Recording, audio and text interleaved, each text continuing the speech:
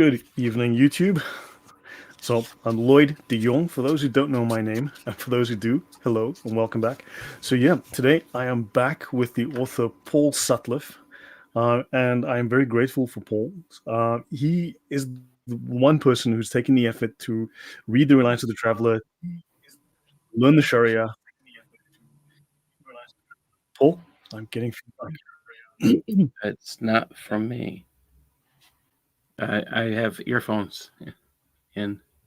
Oh, okay. Well, anyway, so Paul has taken the time to learn the Sharia and become very expert at it. Let me put on my headphones just in case it is on my end. So anyway, Paul, welcome back. Thank you. I'm glad to be back. It's an honor.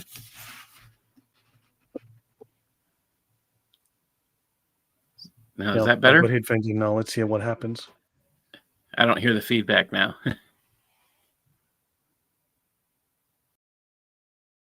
There's definitely feedback. Wow.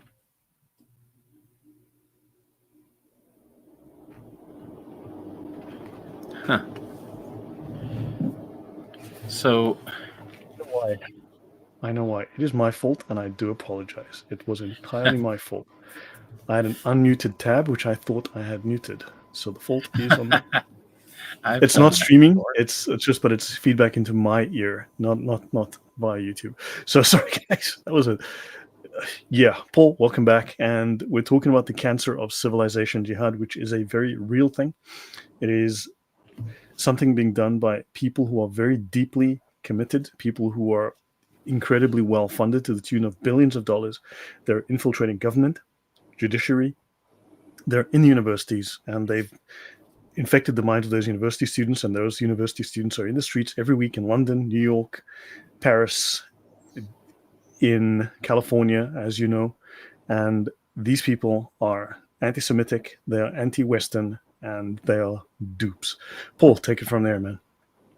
It's scary, especially this past year, because this past year has been the first year that I have seen where Muslims all over the West are openly proclaiming their love of killing, their love of jihad, and they're doing this openly in mosques and putting it out on TV. I mean, on they're putting it on the YouTube. It's every place. I'm just kind of mind numbed how much they have done, and that's only because of what happened on October 7th. They felt free to express their love of hate, their love of killing, and I don't have anything else to say about that except it's shocking. No matter how many times I look at it, it's shocking. You know, Osama bin Laden said that people like the strong horse, and when 9/11 happened, that was a sign of the strength of the Muslim cause of the jihad. So he said people would back the strong horse. And notice 9/11 was only the opening shot in a multi-year plan, in a multi-decade plan to implement the caliphate across the world. So it was the opening gun to a race. And I think we're seeing this plan being played out. The Muslim Brotherhood had a plan, Al-Qaeda had a plan, and yeah, we're seeing this thing is ratcheting up. These people have, I mean, they're brazen now. They're bold. It's no longer, you don't hear, oh, Islam has been hijacked. Now it's no, we have a legitimate cause. We're all in it. We're all the Muslims that are jihadis. It's not just a small minority anymore. And you don't see peaceful protests against the Muslims that are causing violence. You don't see protests against Hamas. You see people praising them. So now we know the mosque is off. Those protests do exist, only the media won't cover it.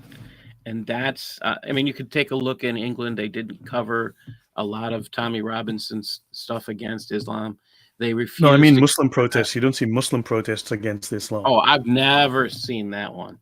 No, you see that one, let me know. I'll be out there covering it myself. I'll go grab a camera and run out. Yeah, that's just kind of, I'm waiting for that day.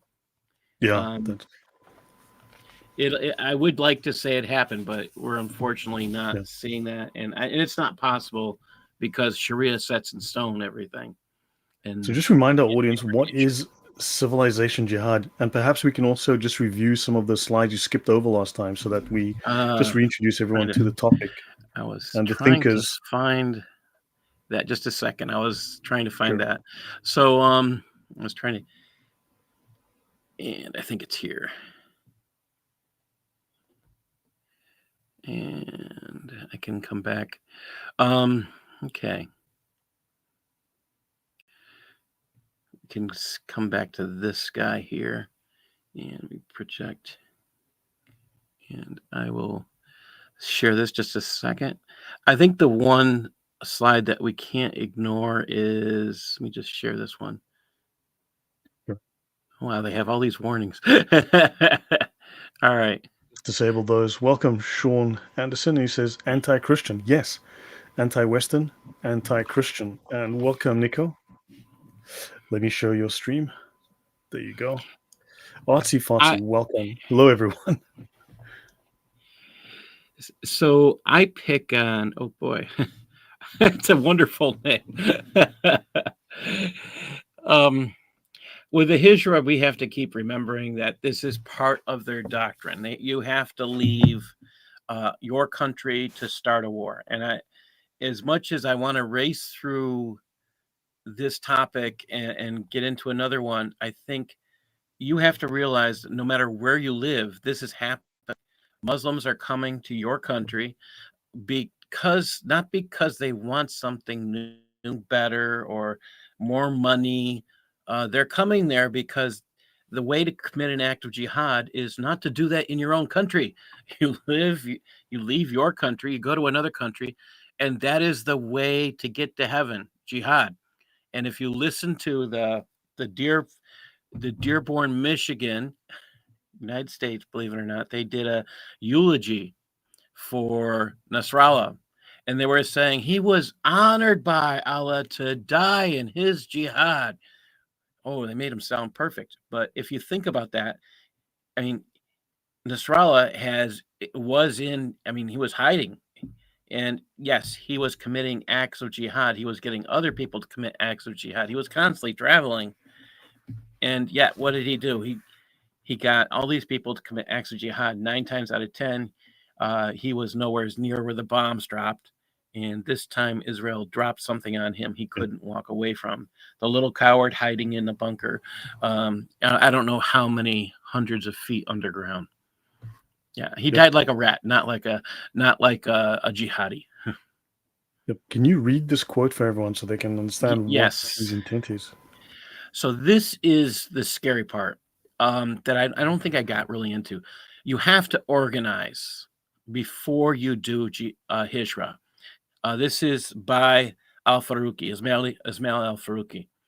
We are here to stay. And he's saying this in London after he's been living in the United States for, about 20, he's 62, 63, he was in the United States. He says this to the audience. We are here to stay. We are here to plant Islam in this part of the world, and we must utilize everything in our power to make the word of Allah supreme. In the presence of living here, we can become ambassadors of Islam. Allah has carved out a vocation for you, a new mission, and this mission is to save the West, to save the humanity of the West by converting that humanity to Islam. We want to live henceforth as if we were mujahirs, companions of Muhammad from Makkah to Medina. And so let us invest our hijrah with this new meaning. Let us appoint ourselves as ambassadors of Islam in this country, and let us begin a program of real action. He's stating this in London in 1986. This is just, I know this has it's also in book, you'll see that there's page numbers and stuff, but this is from a speech he gave in London. It's just kind of mind-numbing. And we let them when we go, well, they don't really mean it. He's just one of those small minority. I mean, if you think about it, the leadership are only a small minority. They control the large majority, and the small minority, the rest of the people who say, well, actually, it's not like that, they're irrelevant. what force do they have? None. It's scary. I mean, just if you think, I think the thing that bothers me the most about the Hijra is it has to be organized.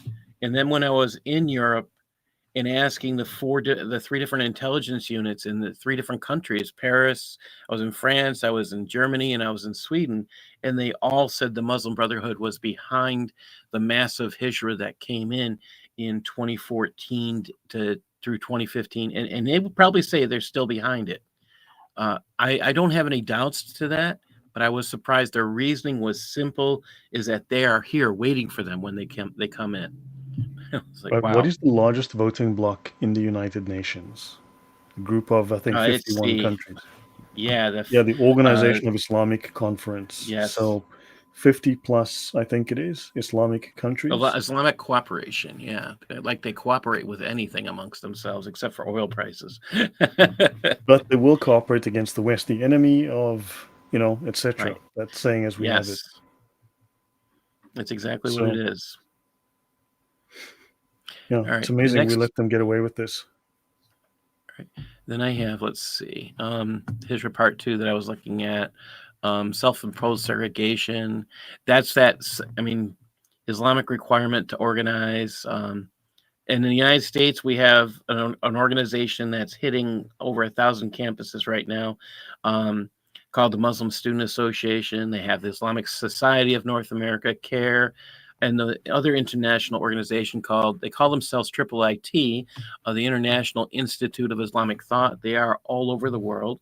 This is a scary organization, and it's actually the first organization that I encountered, because they gave 500 grand to a local college that I had attended for my master's degree. This group is behind, they were friends with Al Qaeda. And when ABC wanted an interview with bin Laden, they took him straight to him. Isn't it nice to know you can find someone to take you right to the head terrorist? And this is before 9/11. So think about that. They got a trip right to him. That's after he bombed the USS Cole. Yeah. That stuff just gets me. There's probably over 100 organizations right now in the United States. Um, are you familiar with any in Europe that you can name that are Muslim Brotherhood?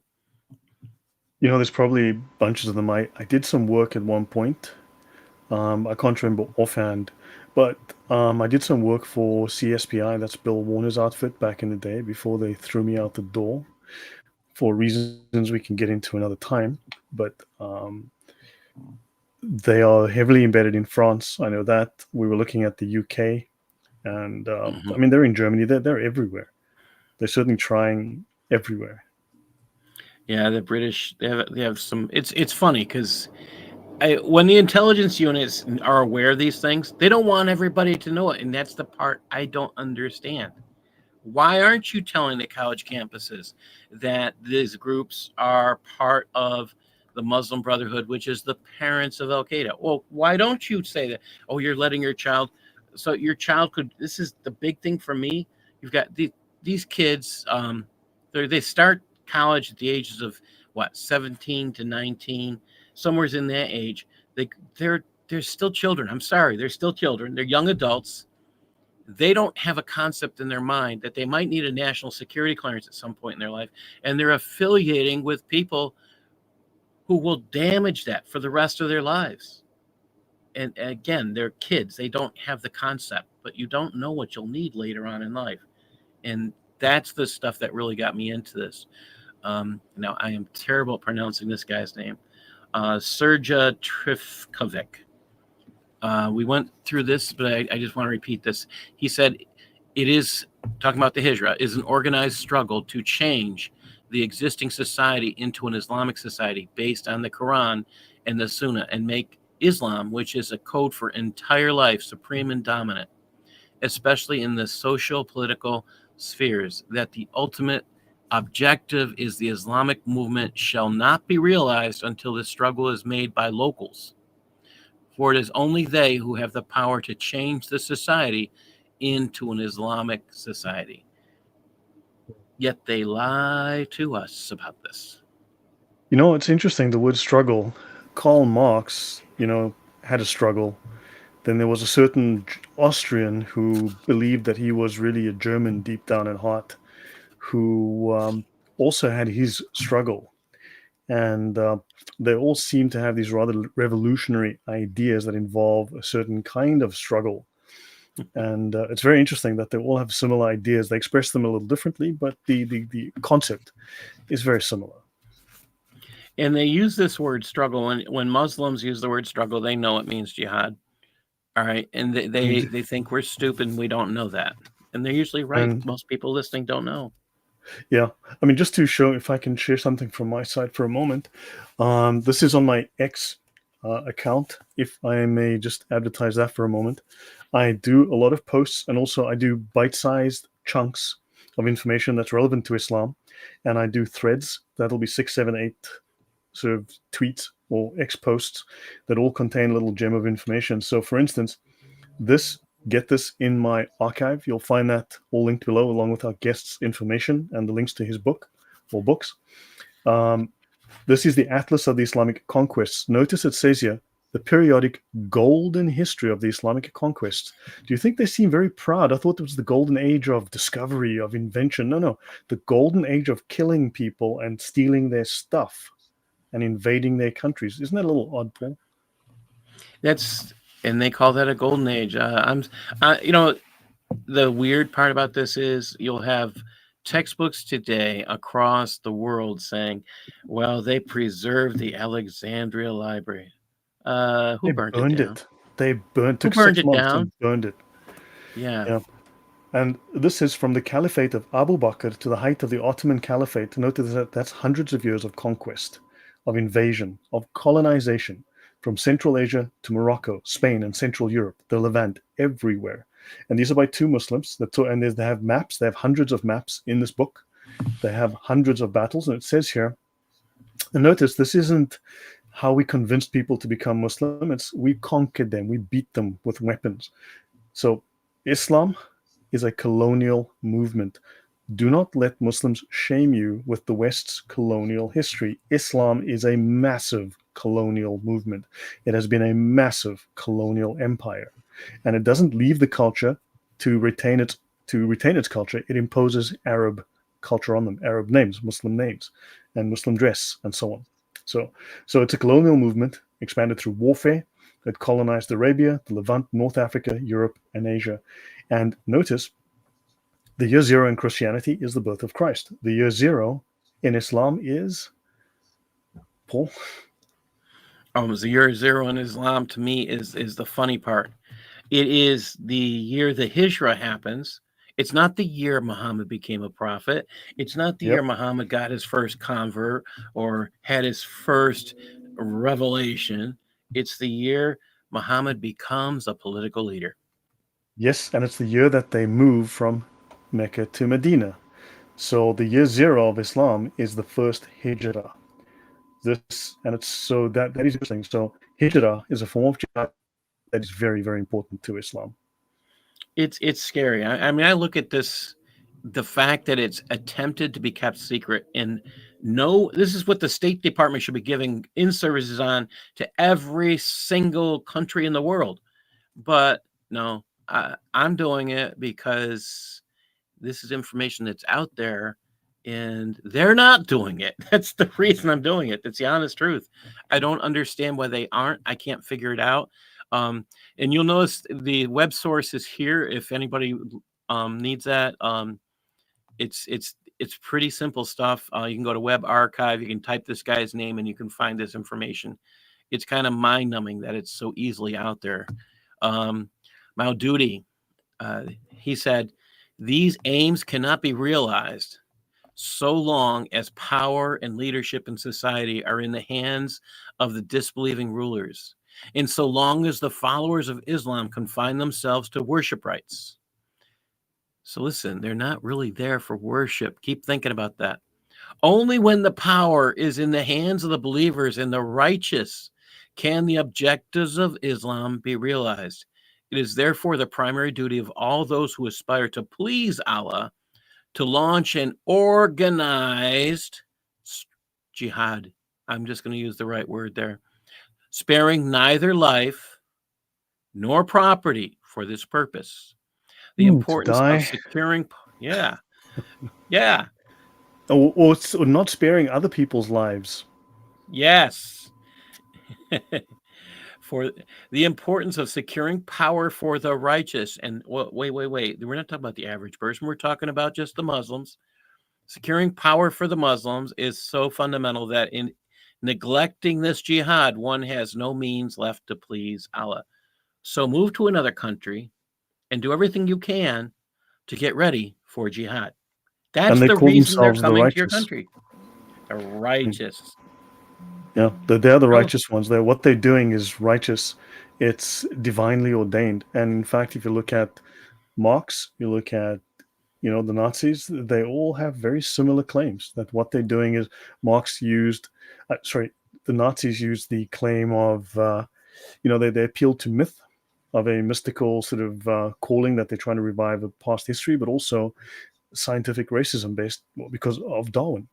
So they all have this. It's a righteous struggle, and if they have to not spare your life, then so be it. Maududi, everyone was telling me I have to, when I was doing this research, I can't ignore Maududi. The importance of him to many other Islamic scholars is incredible, and you could not ignore him. So I went back, I looked, and I started like, this stuff starts opening my eyes. Why are they talking about organization? I mean, the Hijra, I mean, they don't want Muslims going to another country and saying, oh, I'm not allowed to do this. Oh, this is cool. No, they want people to be able to grab them and keep them together. That's the intent of organization. It's not, okay, we're going to disperse. No, it's force them to stay together so they don't become part of the society they come to. That is the intent of the organization. That's stated over and over again as one of their duties. It And means it that's, remains tribal. yes. So this is why you have tribalism that goes to Sweden when they're actually and wherever country they're going to, and you have the riots in the streets where one group is killing the other group, and that is why. And this is, again, it's the only reason it happens is because they can't stop being that way. They're not allowed to because they have to be organized in their Hijra. Right. All right, and then I have Ali Khatani. The secret of Muslim communities, which has been able to survive across the centuries and generations, lies in one word: organization. Islam cannot survive if individual Muslims believe it is a personal affair. So any Muslims you meet that say Islam is a personal thing, they're lying through their teeth.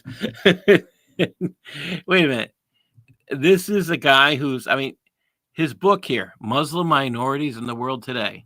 Think about, that's the name of the book. And Islam can't survive if Muslims believe it's a personal affair.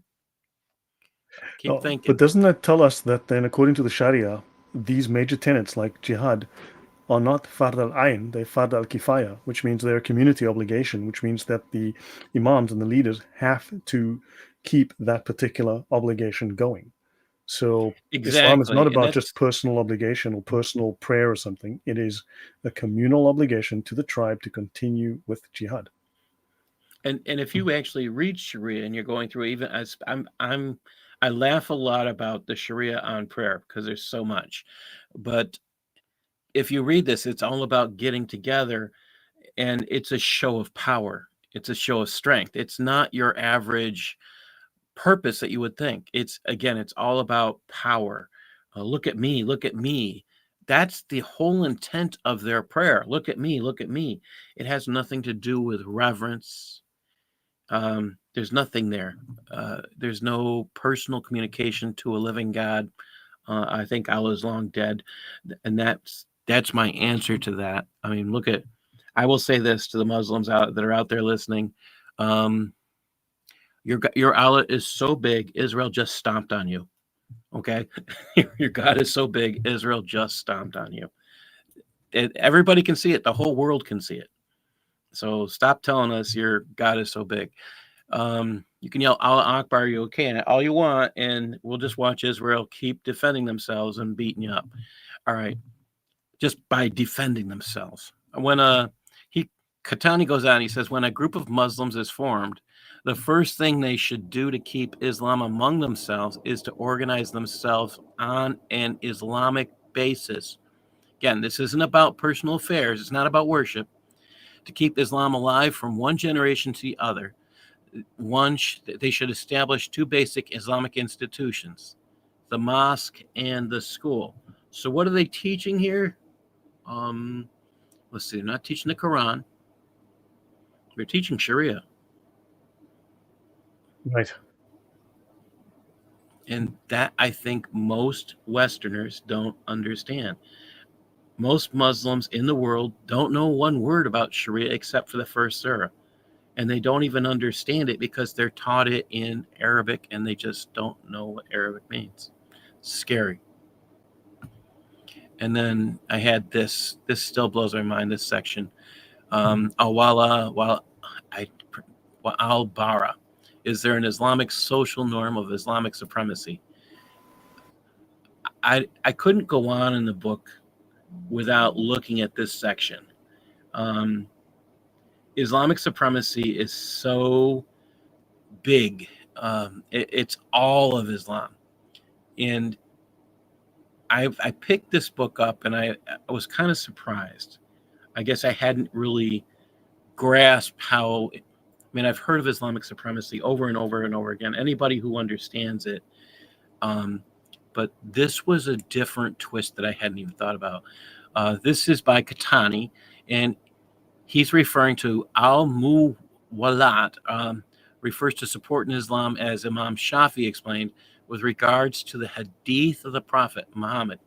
Whomsoever I am his supporter, Ali is also his supporter.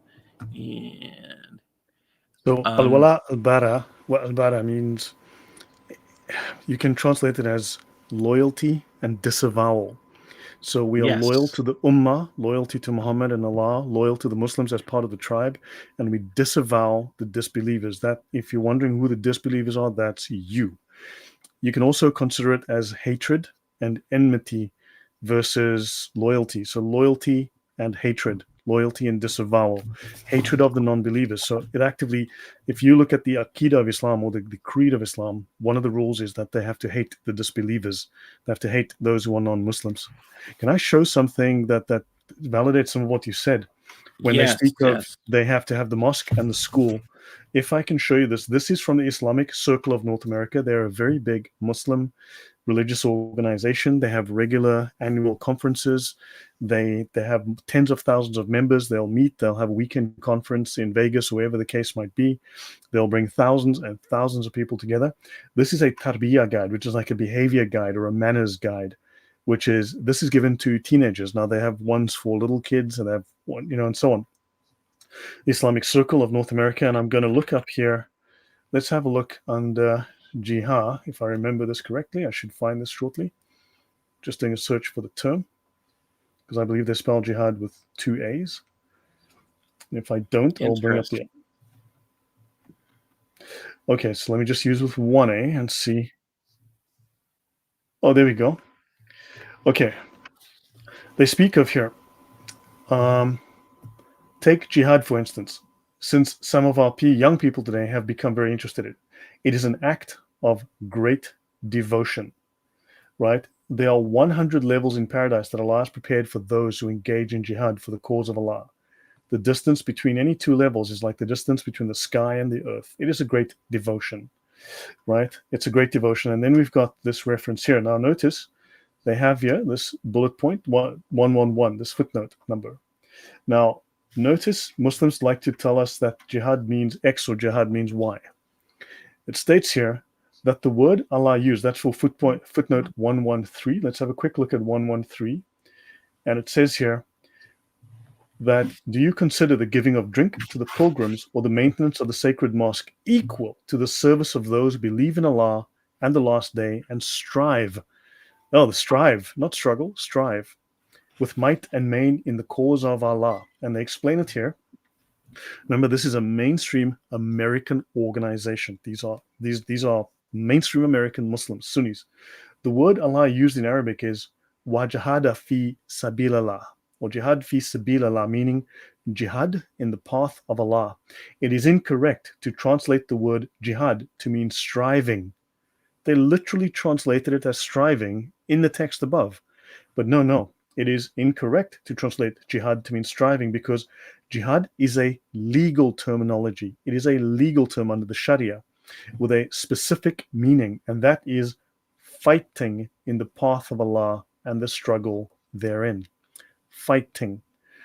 Translating the word jihad to mean striving is misleading, as it gives a meaning different to the original intended meaning in the verse. This error has become a common practice. Be careful from falling into such errors. And yet, people like me will be accused of lying when we communicate the truth on this topic. And Believe them when they tell you what they mean. When they're speaking to each other, this is the thing you have to understand. And the only way you can truly understand Islam, Lloyd and me and Usama and many others are out there explaining, but the only way you can find out what Islam really teaches is you have to look at when Muslims are speaking to each other. They think no one else is in the crowd. That's the only time you find the truth. Yeah. Al-Walla is loyalty, and you saw Al-Bara is to hate what Allah hates. And Allah, if you're not a Muslim, Allah hates you. Yeah. So Katani says, he says the ally is the opposite of the enemy. This is important to acknowledge, as it places all non-Muslims as enemies. According to this author, al-bara in Arabic language means severance. Severance is to leave off something. It is to walk away from something or to distance oneself from it. Thus, what are the Muslims severing off? I mean, think about that. Katani refers to Quran 257, which is Allah is the ally of those who believe. He brings them out from darkness into the light, and those who disbelieve, their allies, are taghut. They take them out of the light into darkness. Those are the companions of the fire. They will abide eternally therein. And taghut is a reference to those who do not worship Allah, not non-Muslims. We, the non-Muslims, are seen as the companions of the fire. I mean, he goes on and keeps talking about separating from the disbelievers in every way. You cannot be, this is a whole push. You can't trust the non-Muslim. You can't be around the non-Muslim. He uses Quran 47:38. And if you turn away, he will exchange you for some other folk. Quran 5:51. And whoever turns towards them in an alliance is one of them. And this is where it gets interesting. He doesn't cite the full verse of Quran 5:51. It says, and whoever turns towards them in an alliance is one of them. O you who have believed, do not take the Jews and the Christians as allies. They are, in fact, allies of one another, and whoever is an ally to them among you, then indeed he is one of them. Indeed, Allah guides not the wrongdoing people. I mean, this goes, I just thought his work, I wish more people would read this. They might say, I don't think we can trust you in our country if you hold this belief structure. I mean, if you agree, now here's the catch. That's 551, right? Yeah. Now let's have a quick look at the Murad translation. O you who disbelieve, do not take the Jews and the Nasara as administrants for yourselves. Some of them are administrants of some, and whoever of you takes them as an administrant, then surely he is from them. So if they associate with us, if they ally with us, then they are of us, and they must be separated. Surely Allah does not guide the darkening menfolk. So thou see those who in their hearts a sickness race swiftly in them, saying we are timid. So in other words, don't hold back. You need to be able to fight. And that's just the Murad translation. And I just want to show Taghut. I was busy working on something on Taghut. Oh wow! Oddly enough, I was working I was actually looking for. I would have loved to have found this back then, because I was learning all this stuff on my own was not easy, and trying to find stuff was not easy. false gods are idols worshipped alongside or instead of God. I'm still working on this, so and the believers have to stay away from these entities, highlighting worshipping only one Allah and rejecting any form of idol worship. So so just the basic context there. I'm still busy cleaning up all of these. And I think we run into this other thing is we in the West tend to trust others. We're very trusting, and I never really thought about how trusting We're a high trust culture, yeah. Yeah, our whole way of relating to people is based on the concept of trust. However, Islam negates that culture. It negates the ability to trust as a whole, and that becomes problematic. I'm going to stop sharing for a moment. Let's see, I'm going to throw up my other one here. I just started. If you stop trusting, if you get rid of a way to trust, you have a serious problem. And the truth of the matter is, it's bad. I mean, if you get to a point where you can't trust others, you can't put anything out, it destroys the whole concept of culture. And I mean, I don't know how we can live like that's just me. This is the award I put out up there. That's the award I won for the Cancer of Civilization Jihad. Just had a nice photographer do a good job on this. All right. Yeah, let's see if I can get this to go. All right. So this is actually I did a lot of my own quote artwork. Put pictures on top of pictures, basically. And my question is there an Islamic social norm? And again, social norms are behaviors against telling the truth. And when you start looking at Islamic scriptures, their hadiths, their stuff, it's I mean, now can you trust a Muslim comes to your country and says, yes, I will obey your laws. Yes, I will become a good citizen. Yes, I mean, after you read this section, you might get angry. I have friends who say they read my book and they just get mad. I'm sorry, but it's all true. What I'm sharing is all true. So living in Darul Harb allows Muslims to lie, and I got this from this is from volume 4, book 52, number. I think this is Bukhari, if I remember right. Narrated Abu Huraira. The Prophet said, Khosru will be ruined, and there will be no Khosru after him, and Caesar will surely be ruined, and there'll be no Caesar after him. And you will spend their treasures in Allah's cause. He called war is deceit. All right. Here's another piece. Allah's apostle called war is deceit. Then you go on. Next one down. You got, again, you notice it's 267, 268, 269.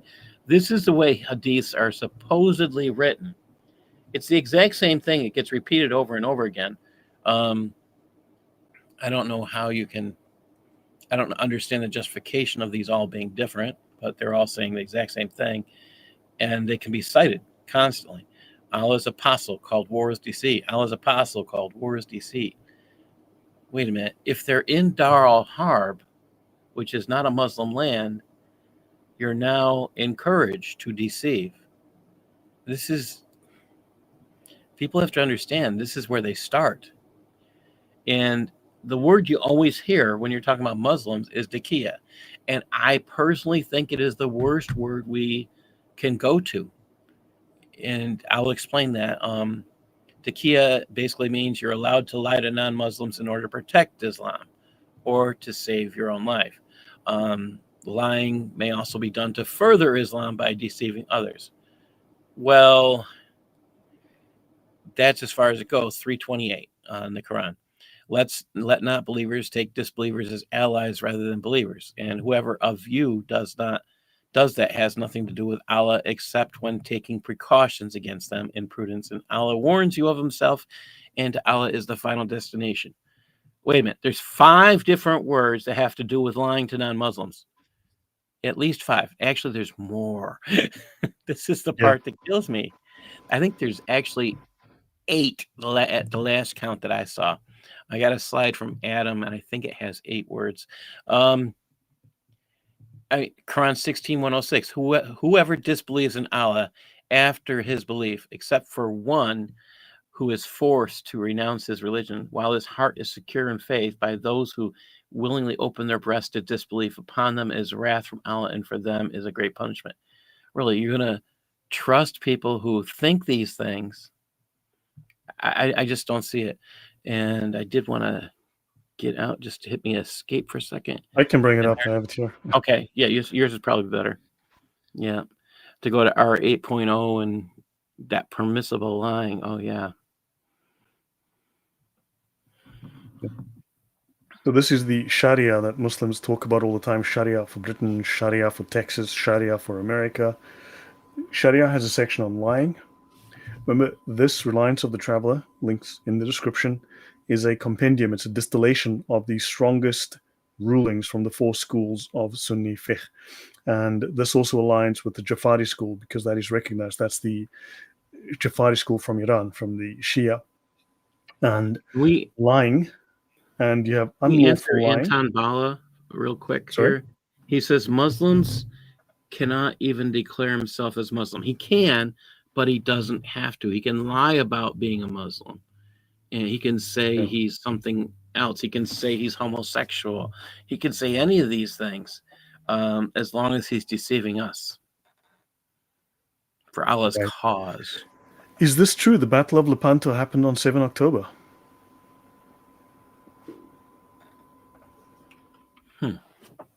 Let me actually double check that. That would explain the date that they invaded Israel. Let's have a look. I think October 7. That's correct. October 7. I remember hearing about that on that day.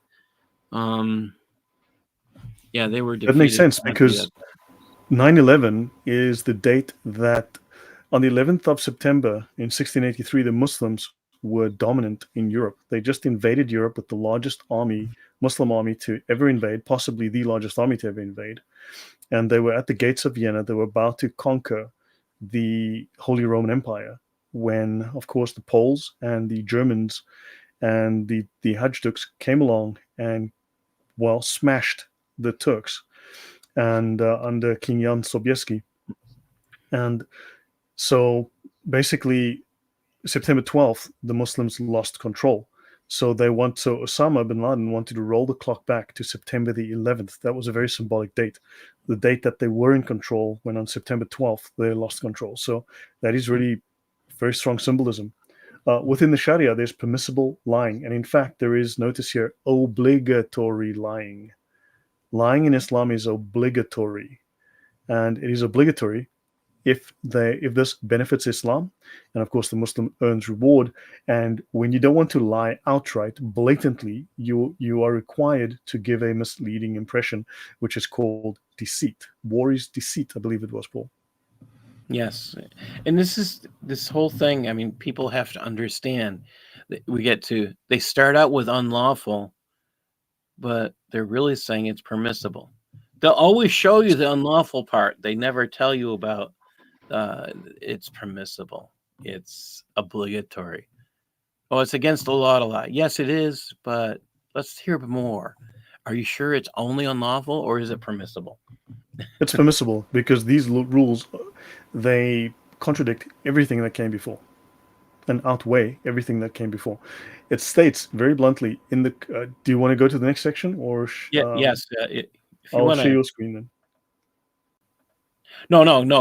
I was asking if you wanted to go down and read that. I think that's real important stuff. People need to understand this is reality. I mean, this is what they're living by. It's scary. They want us to live by these rules. And if we do this, maybe we wake up. I don't know. I hope to God we start to wake up. I'm kind of scared that we are not, to be honest. I just don't see people waking up to this danger. And it's kind of mind-numbing. I think you just went past it. Oh, it just went past it, yeah. Yeah. All right, here. So... Or 8.2, there you go. Yeah, we want this. When it is permissible to achieve an aim that's important in Islam by lying, but not by telling the truth, it is permissible to lie if the goal is permissible. Not obligatory, just permissible. You should lie if it's And when the purpose of lying is to circumvent, someone is preventing one from doing something permissible. In other words, if people like me and Paul, who are trying to circumvent Islam, and you need to circumvent them, we're trying to prohibit the spread. They're talking about the spread of Islam. If someone is trying to stop the spread of Islam, it is obligatory to lie. If the goal is obligatory, it is obligatory to spread Islam. It's obligatory to stop and to circumvent people who are trying to stop the spread of Islam. So lying is obligatory in Islam. And until your government decides to not trust those people who want to come into your country, we're in trouble, because this is their, you can call it religious belief or political belief. I think it's more of a political belief than anything else. Yeah. But this is mandatory. They must abide by the Sharia. They don't have a choice. When they talk about, Claire Lopez over and over says, when Islam means submission, who are they submitting to? She will say it's Sharia over and over again. So if you accept that part and you watch, Muslims who submit to Sharia can force Muslims who don't submit to Sharia to follow it by just being present. Correct. And it is not unlawful to lie when any of these aims can only be attained through lying. This is the law. This is the Muslim law. This is the religious law of Islam. It is religiously precautionary to employ words that give a misleading impression. Now, this is actually modified by another set of rules. If there is the risk of punishment, if there's the risk of being caught and harm to them, harm is not necessarily physical harm, but embarrassment or shame or any such thing, then they can just use misleading. That's still lying to you. That's still deceiving you. This is blatant lying. So, yeah. So the next thing I have is something on Darura. Now, which I still have to say, when I first read anything on this concept, Darura, I had to stop and ask all sorts of questions. And I say that because this kind of, again, took my, when you start doing research, you get down a rabbit hole. And I looked at this Oxford Islamic Study. You can read this online, Darura. In legal terminology, a state of necessity on account of which one may omit doing something required by law or may do something illegal. The conditions allow this license and the extent of the license are stipulated variously by different legal scholars. Most legal theorists agree that murder and other gross physical harm is never legitimate. Well, wait a minute. Pay attention. They wrote this thinking that non-Muslims would read this. So, is jihad allowed? Yes. Oh, so they just attempted to deceive us? Absolutely. Absolutely. And, getting this from a Muslim Brotherhood leader in the United States, yeah, you sit there, knowing something's wrong with it. That paragraph itself is misleading. It's actually a lie. Most legal theorists agree that murder, yes, they do agree that murder is never legitimate, but jihad, that's a completely different thing. That's one of the reasons I put it in here. I wanted them, anybody reading this and could catch that, great. I want them to see that they're being deceived by the very books they're giving to the State Department to understand Islam. According to Darura, a Muslim may break the law, including giving false testimony if a state's necessity exists. So you got somebody in your area who knows someone's going to go and commit an act of jihad. What? Oh, wait, there's, oh, hi, how you doing? Okay, you're like, nothing really happened. I mean, it's not, I don't have to report it. Why? Because there's a state of necessity. You don't have to know anything.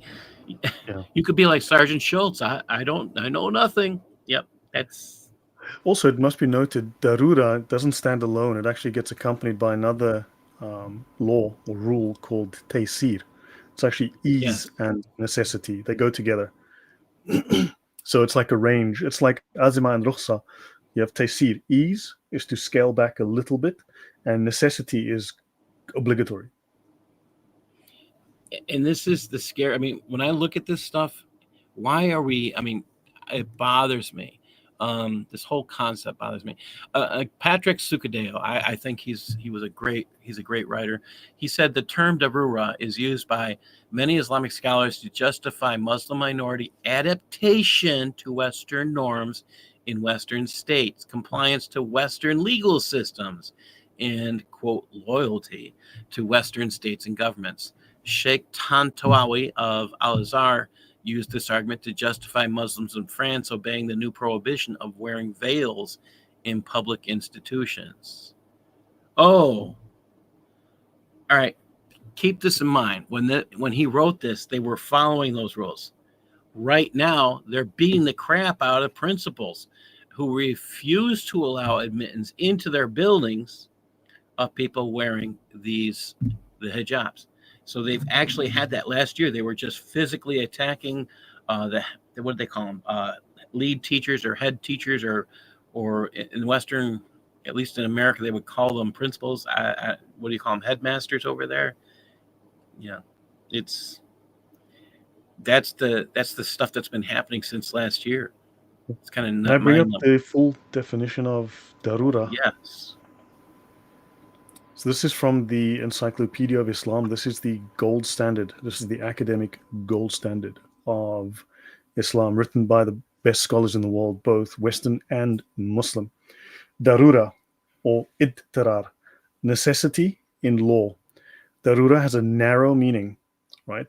The technical state of necessity where circumstances oblige an individual to do some action forbidden by the Sharia.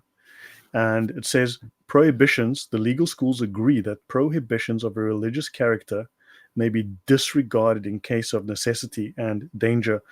This danger is very woolly in terms of definition. It could just be embarrassment or shame, the embarrassment of Islam. So it's not necessarily their life is in danger, but the reputation of Muhammad. No, he was not a X, Y, or Z. And offenses committed under the rule of necessity are excused with no form of punishment. It's considered a practical necessity. Now, there's a calculus involved in determining why and when, and the rules are extremely woolly. Any Muslim can justify it for pretty much any reason at any time. It's really woolly stuff. Any comment there before I switch back to you? No, this is good stuff. I mean, I'm just amazed. Again, we have people who are claiming they are experts on countries and on Islam, who are supposed to be heads of governments, who do something that we would in the United States we would call a State Department. Your ambassadors to other countries they should be knowledgeable on this if they're in an Islamic country, but they're not, and they're not sharing this information. I'm going to skip down to the middle, and it says several examples exist of Muslims lying to non-Muslims, but what is not noticed enough is when they say one thing to non-Muslims, they say the opposite to their Muslim friends. This is the concept of Darura completely accepts this. Now we have Anjem Choudhury, leader of the Al-Mujahideen, was on BBC claiming he condemned the actions of the 9/11 terrorists. Shortly after the event, but not even a full 2 years later, he was exposed as supporting those actors of terror against the United States. A recording was made of Anjem Choudhury calling the hijacker terrorists the Magnificent 19.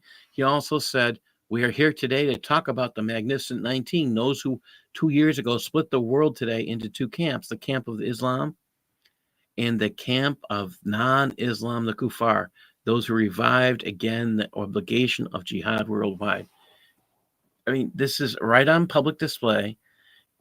And this is, I mean, people are getting this, they're getting the stage doing this stuff. And people willingly accept it. It's scary. It's just kind of scary that we don't wake up to this. I don't understand why. I mean, why people don't wake up. That's one of the things that's kind of mind-numbing. I think I have, I didn't put his name. Okay, this is my friend William Bradford online. He said, I asked him, he's a former DHS official for the United States government. He is the guy that you would go to learn the rules of engagement. And this guy, he's a genius, William Bradford. He said, anytime a person lies She or he experiences cognitive dissonance because the brain cannot hold two completely contradictory propositions at once without turmoil. Behavioral detection of lies, which is optimally done by experienced interrogators, not by a polygrapher, can reveal certain physical manifestations of cognitive dissonance.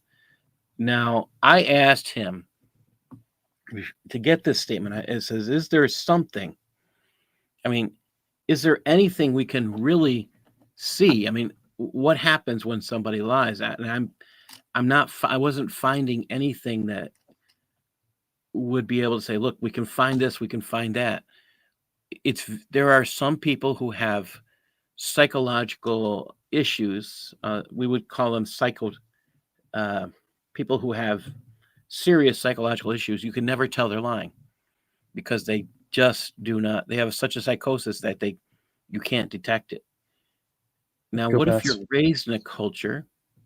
What if you're raised in a culture where lying is such a part of your culture that it's secondary? You don't have the normal contradictory thought in your brain because you've been trained with that way since you've been born.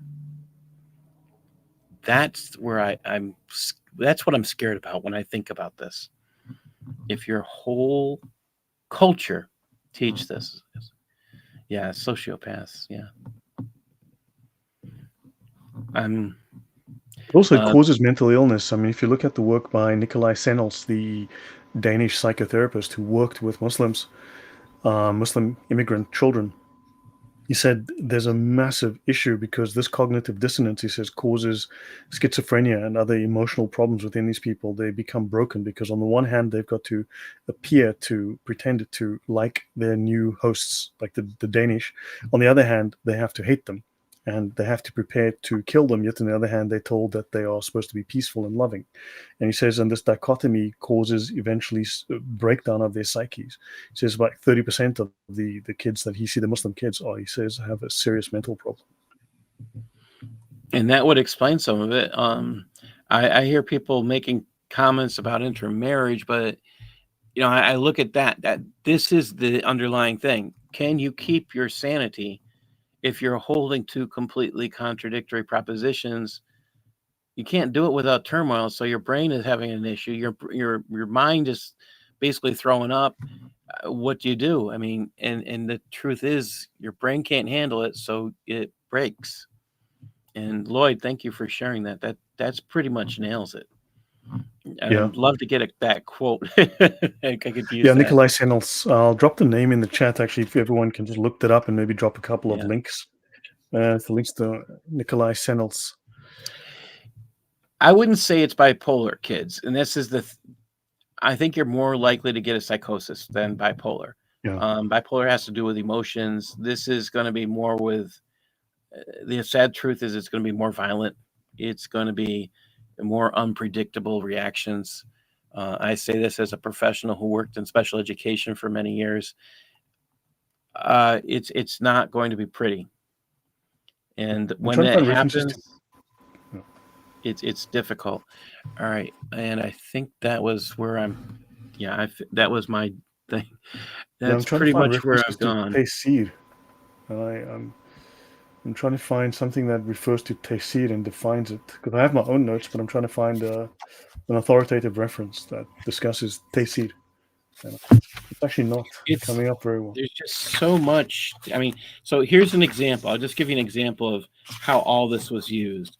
And this one, let me just get the right page here. Okay. September 12th, 2019. Lars Wijnens wrote this piece, what was supposed to be a horrid example of Islamophobia, and it was published on tonline.de. The article states that the picture below, a picture of a toilet with a whole bunch of shredded Quran pieces around the toilet, was used for toilet paper. The concept of Darura would say that it's okay to lie and not tell that a Muslim committed the act. Did the imams of the mosque know who committed the crime? We may never know. However, they made a statement saying this is Islamophobia. Well, the truth was a Muslim had committed the crime. They learned this a few months later in July. Yet, I'm sorry, they actually in July, they actually came back. I'm sorry. There's another part of this.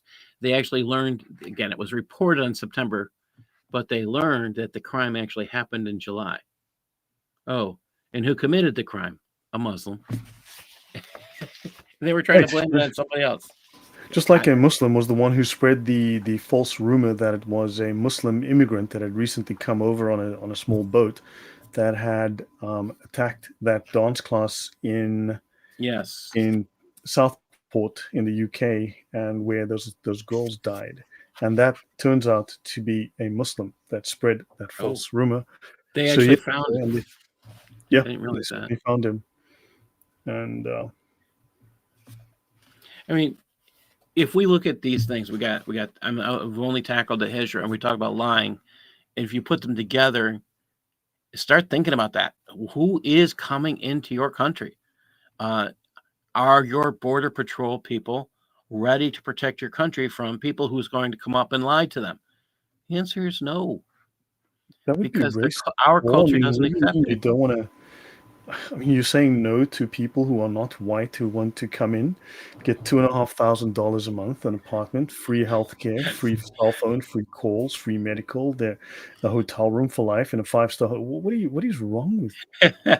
I didn't say they're white, Hispanic, whatever. No, I'm saying Muslim. You just can't trust at this point. Why? And if Islam becomes a race, we're in trouble because they don't know that there are many races.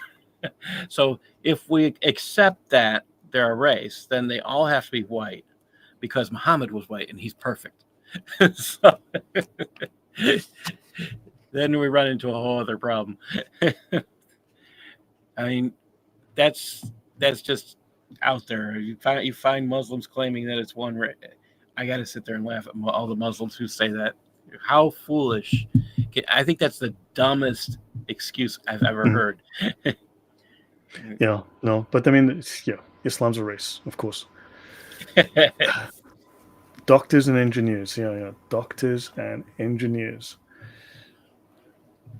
Yeah, you need them. You need doctors and engineers who can't read, can't write, have no skills, yeah, and have to illegally come into your country.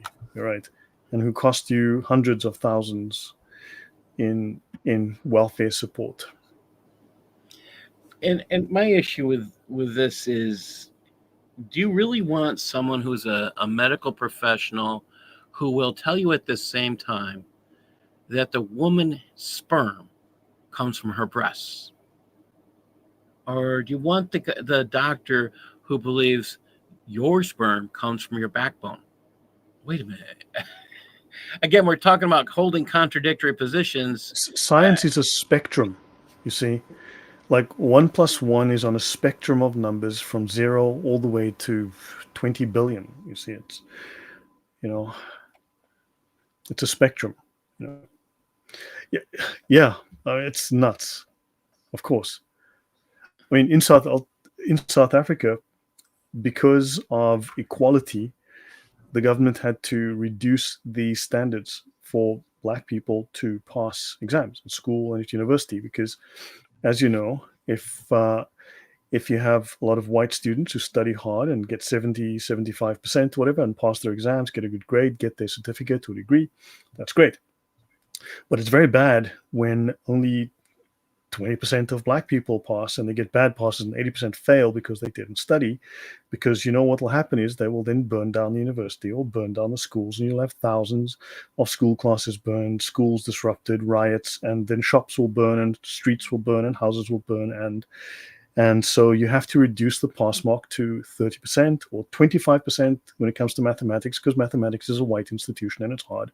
So now, and also if you don't promote these engineers who got 30% on the engineering degree, you got 30% here.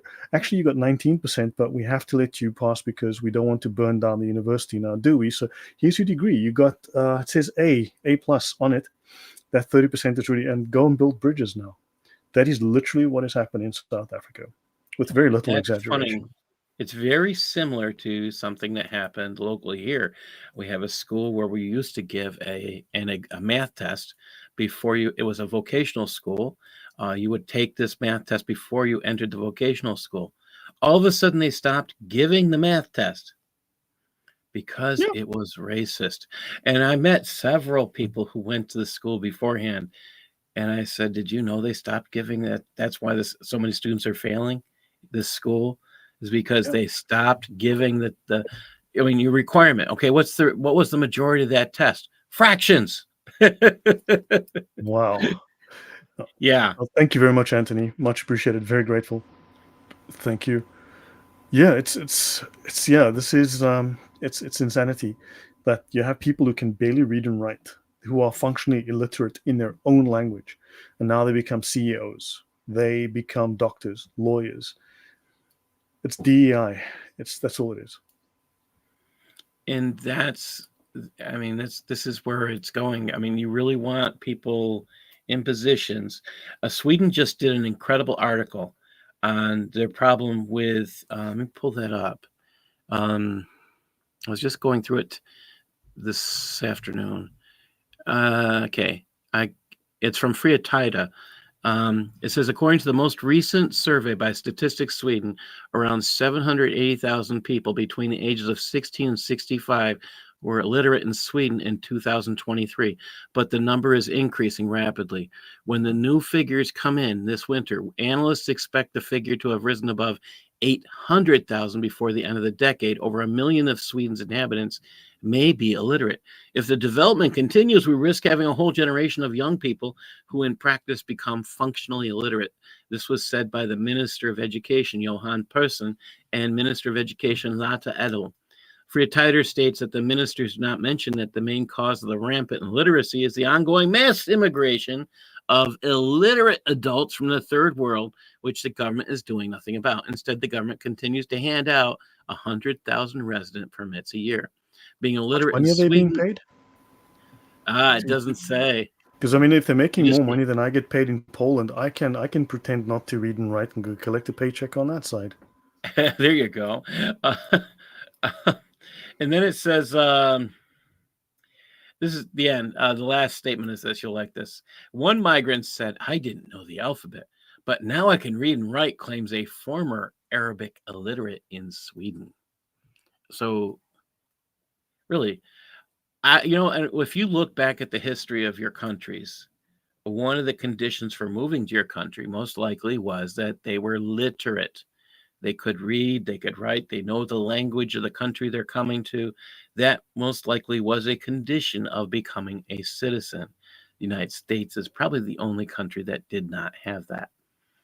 And yes, and it is bad. It is, I mean, if you weren't born there, do you have a right to move in? It's a bad idea to let somebody just move in. Oh, I love that one. Having 4 wives and each one getting benefits. That's actually happening. That is Yeah, actually happening yeah, it's between scary. them. I mean, it just shows that illiteracy pays. And I mean, look at Germany. Germany decided in 2015 it was going to embrace multiculti. It imported 70% illiterate individuals from North Africa and the Middle East who are illiterate in their own languages, never mind German, right? These are people who could not read and could not write in their own languages. Germany, as you know, is one of the wealthiest countries in the world, one of the best industrial economies, or rather, I should say, was. Last week, Germany slipped out of the top 20 industrial economies of the world. It is falling, it is deindustrializing, it is becoming poorer because of this. So, illiteracy is growing across the Western Europe, and no one can seem to figure out why, Paul. It's a mystery, it's a complete Oh, mystery. wow. Gee, how many illiterate do you have now? They can't do the job because they can't read the training manual that you set up for the person who could just read the manual. Wow. And they can't follow the picture diagrams because they can't understand the topic. Oh, yeah. If you've It's a ever mystery. done, It's I yeah. have no idea why these countries are getting poorer, why they can't find labor while they are deindustrializing, can't find technical people. It's incredible. It's just it's a mystery. And the information is there. It's easily accessible. Yeah. And this is scary stuff. And again, deceit. I mean, choosing to be. This is the one thing I'm talking about illiterate. I am when we came. Usama and I came to this article last time. I says, "Wait, when I was in France, we met with these imams. They didn't know we knew who they were, which was they were representing the Muslim Brotherhood in France, and they were upset that there were Muslims imams coming from Africa, and they came and they were illiterate. They're like, that's not right. And Muhammad, they're going on and on about how they have to know more about Muhammad, but they were standing on the Sunnah of Muhammad, saying, "Hey, if he can't read, why should we?" And that's pretty much why you have so many illiterate Muslims. Yeah, I mean, it's crazy that when you look through the history of the what was the movement in America, the Black Muslim movement, the We Nation of call it Islam. the Nation NOIs. Of We call them Islam. NOIs. Yeah. Yeah, I should do a series on that. I actually made some videos in the recent past. I've got some short videos on my channel. You can check out the Nation of Islam. It is insanity. It's just whack job crazy. But they actually hate white people. They taught black people to outright hate white people. They called them white devils, white demons. Yes. They were demons, and white people were a genetic experiment made by an Allah. There are 24 Allahs, 24 black men called Allah. Each of them are a super genius, and they take turns being Allah and running the universe. And one of these Allahs, called Yaqub, created in an experiment lasting 200 years. He created various. Well, he made white people. It took him 200 years. He created white people, and these white people have a mandate to run the world for 6,000 years, and that mandate ended in 1914, although it was extended to 1984 or something like that. And after that, black people have to regain the supremacy of the world. Now, these are crazy ideas, but people believe them. They act on them.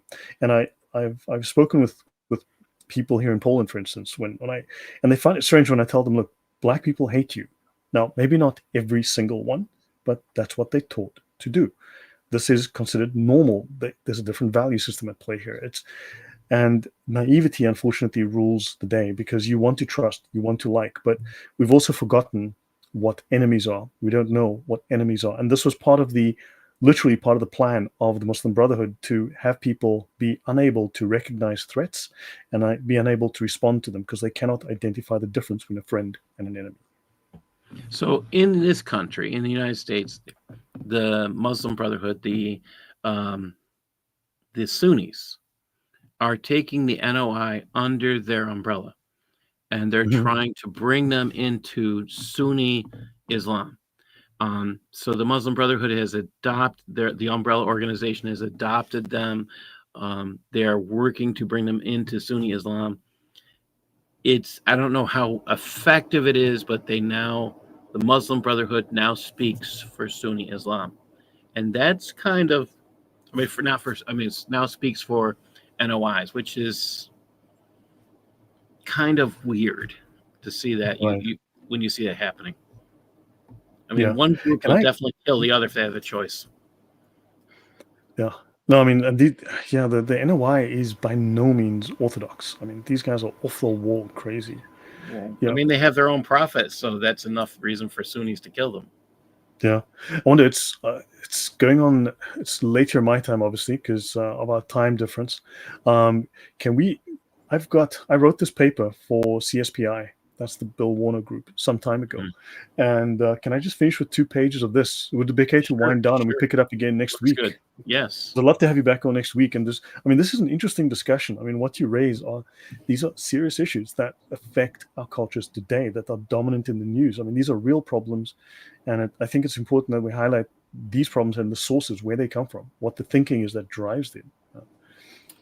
So this is a paper that I wrote. This is available in my archive as well. I think it's called the Muslim Brotherhood Report. Just search for my name in my archive. So, Civilization Jihad, the target, America. If you don't live in America, they're also targeting you. So don't feel left out.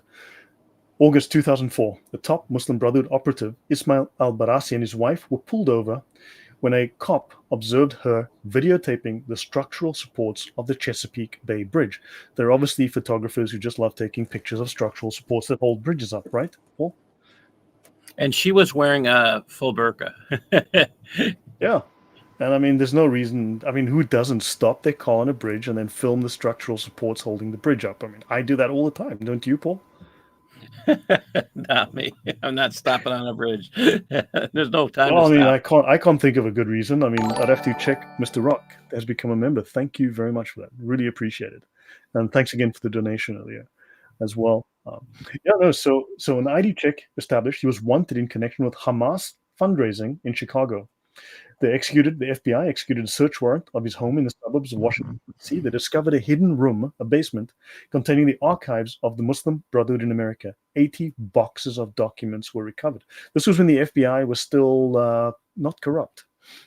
A number of these documents became publicly available. They were introduced into evidence in the Holy Land Foundation trial, the largest terror funding trial in U.S. history. And this was financing conspiracy. And the HLF and 5 defendants had given $12.4 million to Hamas for its goal of creating an Islamic Palestinian state by eliminating the state of Israel through violent jihad. So the Holy Land Foundation is evident from its logo that it's a violent organization. A map of Palestine minus Israel with hands holding a mosque over it. Now, the defense they did not contest the authenticity of the documents, and they found this one, the Brotherhood's 1991 Strategic Plan for Operations in the United States, called an Explanatory Memorandum of the General Strategic Goals of the Group. And it's written by a very senior member, and it says here, the role of the Muslim Brotherhood in America is to destroy America. The process of settlement is a civilization jihad process, with all that the word means. They mean jihad. The Muslim Brotherhood, the Ikhwan, must understand that their work in America is a kind of grand jihad in eliminating and destroying the Western civilization from within, sabotaging its miserable house by their own hands and the hands of the believers, so that it is eliminated and Allah's religion is made victorious over all other religions. Your thoughts there, Paul? So yeah, this is when you actually go back and you start looking at this passage, you actually discover this is from the Quran. And I used to read this section, this whole piece, every show, and Yeah. I almost think we need to go. I might need to go back to that because we need to start thinking. Their goal here is not pretty. I wish people could understand. It was also funny is when this is written. There, I want to point out they said the Ikhwan, the Brotherhood, must understand that their work in America, and this was written. They say North America. They didn't realize Mexico was part of North America when they wrote this. Yeah. Tony says stopping on a bridge is one of the things you learn not to do while studying driving law. Well, I mean, maybe they were just practicing. Maybe it was photography. Maybe they weren't looking where to place the explosive devices on the struts, right? To bring the bridge down. It probably wasn't that. Don't think like that. Don't think like that.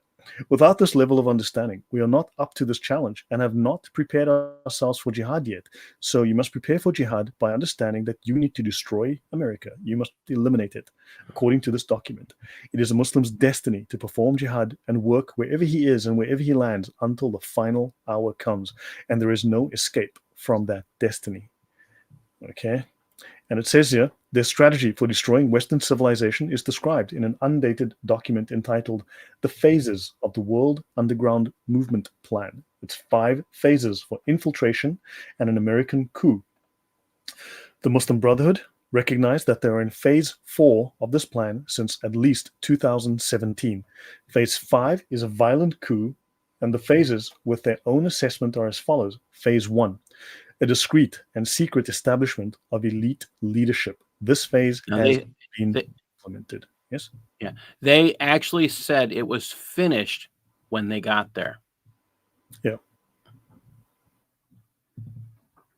Yeah. It's crazy. Phase 2, a gradual appearance on the public scene and exercising and utilizing public activities It has greatly succeeded in implementing this stage. It has also succeeded in achieving a great deal of its important goals, such as infiltrating sectors of the government, gaining religious institutions and embracing senior scholars, that's your universities and schools, gaining public support and sympathy, and establishing a shadow government, a secret government within the US government.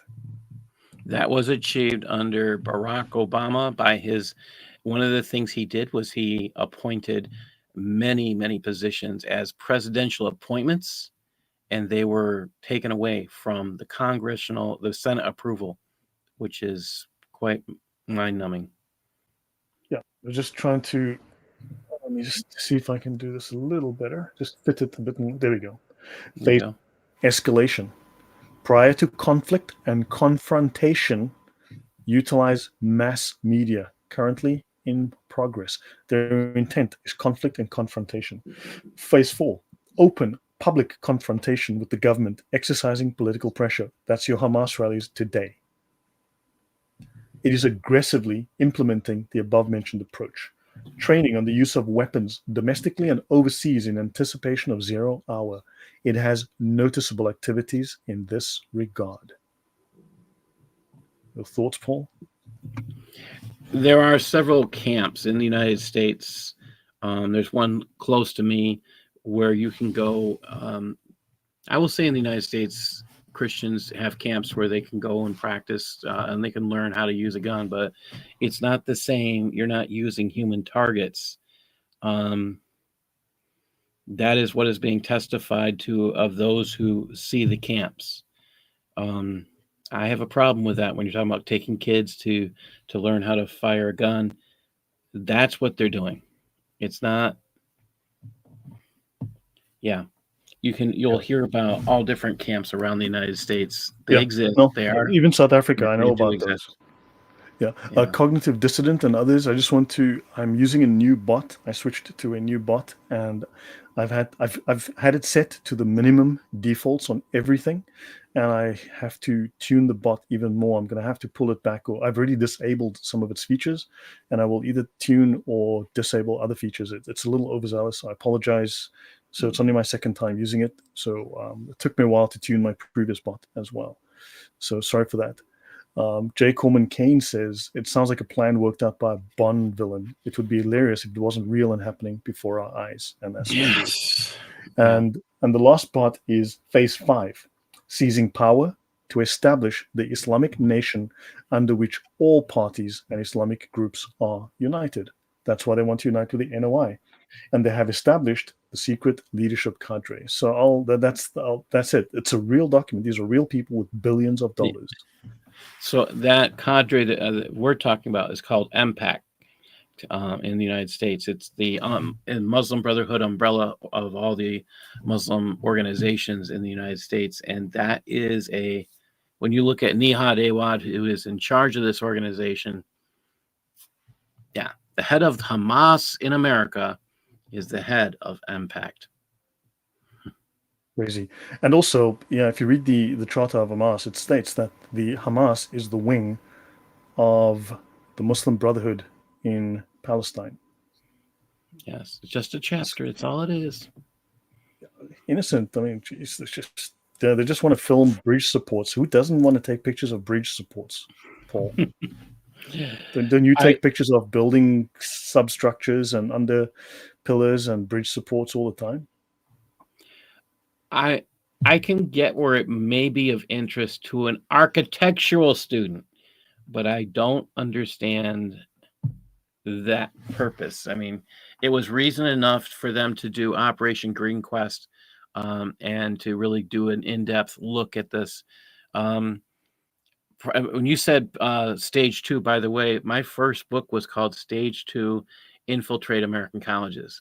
And when I got into this, that's the only place I was looking. I had no idea where it was going. I had no idea I'd be where I am today and doing what I'm doing.